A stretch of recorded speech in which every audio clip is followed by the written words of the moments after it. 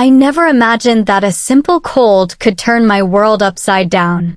Lying in bed, wrapped in blankets that smelled faintly of lavender, I felt a strange mix of boredom and loneliness.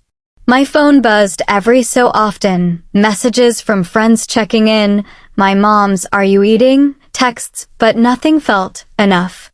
Then, there was a knock. "Hey, you up for visitors?" His voice came from the doorway. Tom.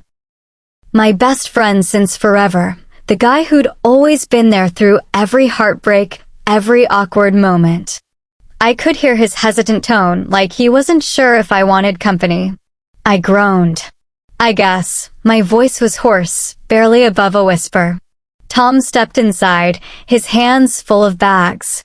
Not just medicine or snacks, there was something different today. He carried a small bouquet of wildflowers, tied haphazardly with a pink ribbon. And then, behind him, I froze. "Hey." "This is my sister, Mia," Tom said, a little nervously. Mia.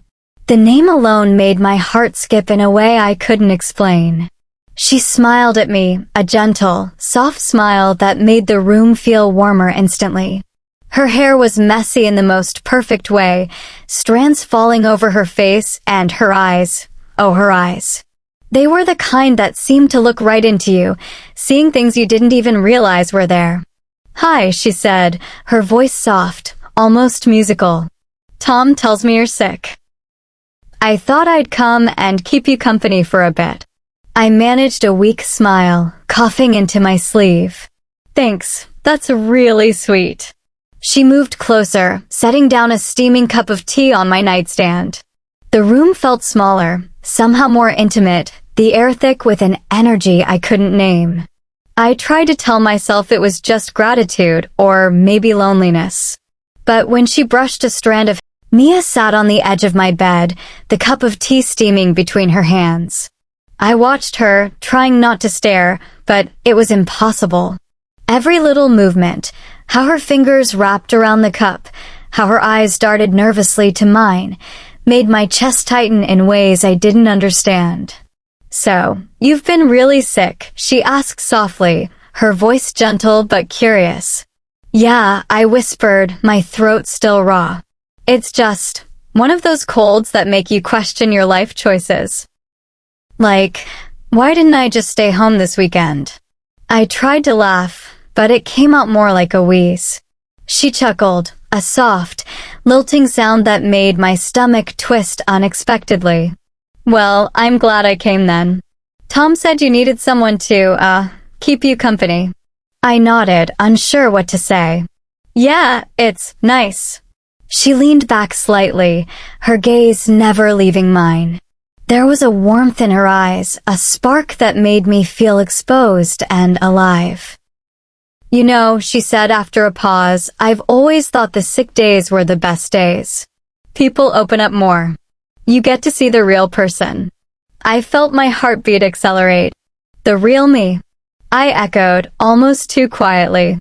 Mia smiled, a little teasing, a little knowing. "Yeah, the one who's honest. The one who lets her guard down." She paused, her hand brushing slightly against mine as she adjusted the cup. That touch, it was electric. My mind scrambled, trying to process the fluttering in my chest and the sudden heat in my cheeks. I don't know why, but it feels easier to talk to you," I admitted, my voice barely above a whisper. She tilted her head, her smile softening. "Maybe it's because you're not used to someone seeing you like this. Vulnerable. Human. Beautiful, even when you feel miserable."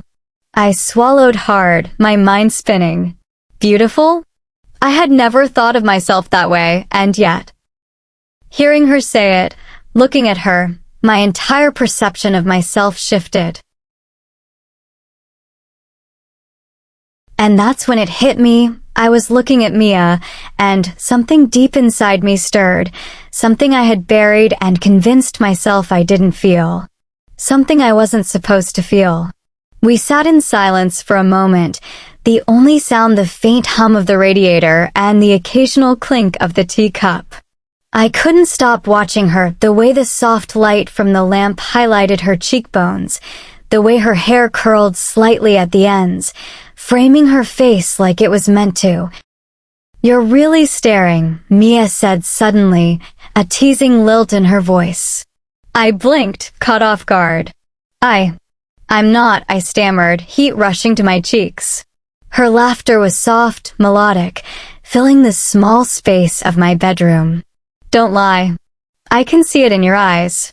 I looked away, embarrassed, but there was something in her gaze, warm, inviting, that made me feel safe, even as my pulse raced.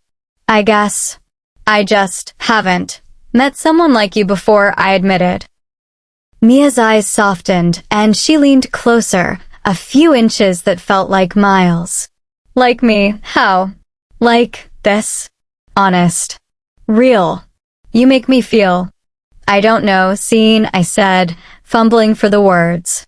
Her presence made the air thick, almost electric, and I felt a flutter in my stomach I had never felt with any guy. She smiled knowingly, leaning just a little closer so our knees nearly touched. Her hand rested lightly on the bed near mine, her fingers brushing the edge of the blanket. That small contact sent a jolt through me, warm and impossible to ignore. I've felt the same way," she whispered, as if sharing a secret meant only for the two of us. My heart skipped. The room suddenly felt smaller, closer. I wanted to reach for her, but the fear and thrill of the unknown held me back. Every glance, every slight smile, every breath between us was charged. I realized then that this wasn't just admiration or curiosity. It was something deeper, something I couldn't deny any longer. Mia's gaze lingered on me, and I felt it, an unspoken understanding passing between us. The boundaries I had always believed in, the rules I had set for myself, they were blurring, dissolving, leaving only the undeniable truth. I was falling for her. And just like that, the quiet, ordinary evening in my bedroom had changed everything. The room felt smaller with her there, every movement she made pulling me in a little more. I tried to focus on the tea, on the sound of the rain tapping against the window, but I couldn't. My eyes kept drifting to her soft smile, the way she tilted her head, the gentle curve of her lips. "You know," Mia said, breaking the silence, "I always thought Tom was exaggerating about how stubborn you are." I laughed softly, the sound shaky. "Stubborn? Me? Never." She raised an eyebrow, teasing. Sure." Her laughter filled the room, warm and inviting, wrapping around me like a blanket. And just like that, the air between us changed, charged, electric. I shifted slightly, and our knees brushed again. This time, I didn't pull away. My heart pounded in my chest. I couldn't tell if it was fear or excitement, or maybe a mix of both. "Does it bother you?" she asked softly, her voice almost a whisper. "Feeling this?" I hesitated, my throat tight. "Bother me? No. I think. I've never felt like this before. With anyone." She leaned closer, so close that I could feel her breath against my skin. My chest tightened, my hands trembled slightly. "Me neither," she admitted, her eyes locking onto mine. I didn't think I could feel this way, about anyone. There was a pause, heavy and full of unspoken words.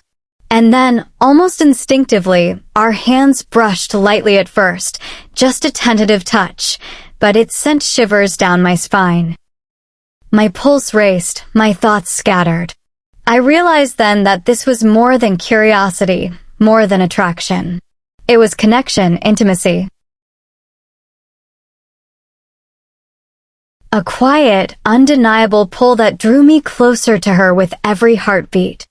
Her lips curved into a gentle smile, and I felt it in my chest, a warmth, a rush, a realization I couldn't ignore.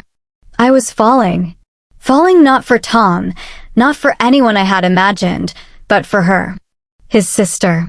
The girl who had just walked into my bedroom and completely turned my world upside down. And I knew in that moment, nothing would ever be the same. The rain outside had slowed, leaving the room quiet except for the soft hum of the radiator. Mia sat closer now, her shoulder brushing mine, and the warmth of her presence was almost overwhelming. My mind raced, every thought tangled with desire, confusion, and something exhilarating I had never felt before. I need to tell you something, I whispered, my voice shaky. She tilted her head, curiosity in her eyes, and that made my heart race even faster. What is it? She asked softly, her hand resting near mine on the blanket. I thought I was straight, I admitted, barely breathing the words. I never thought that I could feel this way about a girl. Especially you. Her eyes widened slightly and then softened. You're not alone, she whispered. I thought I was the same, but being here with you, it feels right. I swallowed hard, my chest tightening. It does. It really does. There was a pause, heavy with anticipation. Our fingers brushed again, lingering this time, and I felt her warmth seep into me. I could sense her heartbeat, quickening like mine. Can I hold your hand? She asked quietly. I nodded, my own hands trembling as I reached for hers.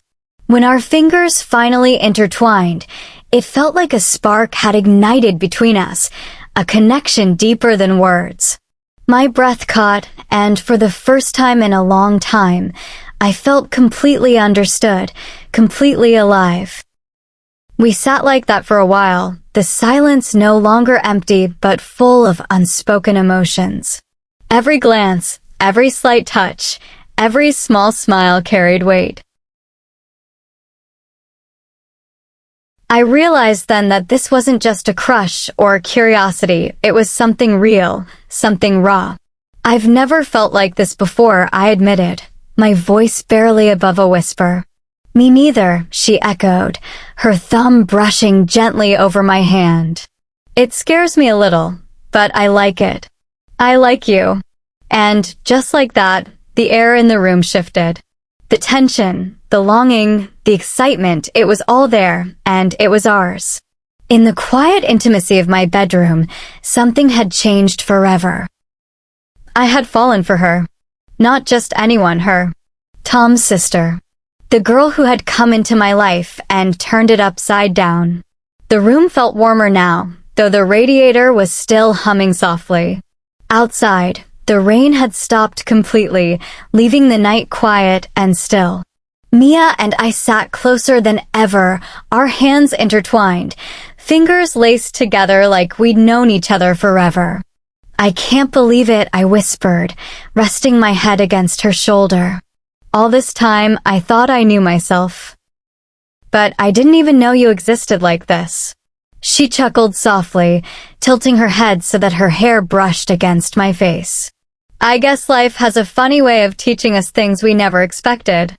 I didn't think I'd ever feel this connection with anyone. And here we are. I smiled, heartful, tracing lazy circles on the back of her hand. I'm glad you came tonight. I don't know what I would have done if you hadn't. She laughed softly, a sound that made the room feel lighter, brighter. You would have survived, she teased, but it wouldn't have been nearly as fun. We sat in silence again, but this silence was different, comfortable, safe, intimate. Every glance we shared carried meaning, every small touch a promise. My heart was still racing, but it was a good kind of racing, the kind that makes you feel alive, makes you feel like you're exactly where you're supposed to be. Promise me something? She asked suddenly, looking at me with those deep, unwavering eyes. Anything, I whispered.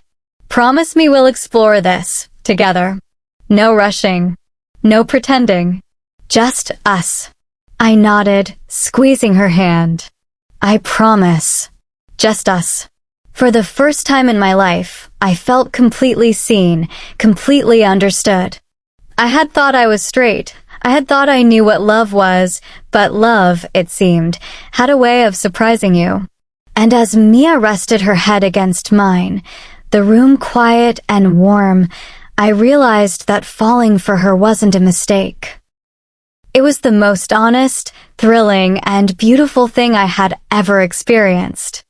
I had fallen in love with her, Tom's sister, the girl who had walked into my sick bedroom and changed everything. And in that quiet, perfect moment, I knew I wouldn't want it any other way.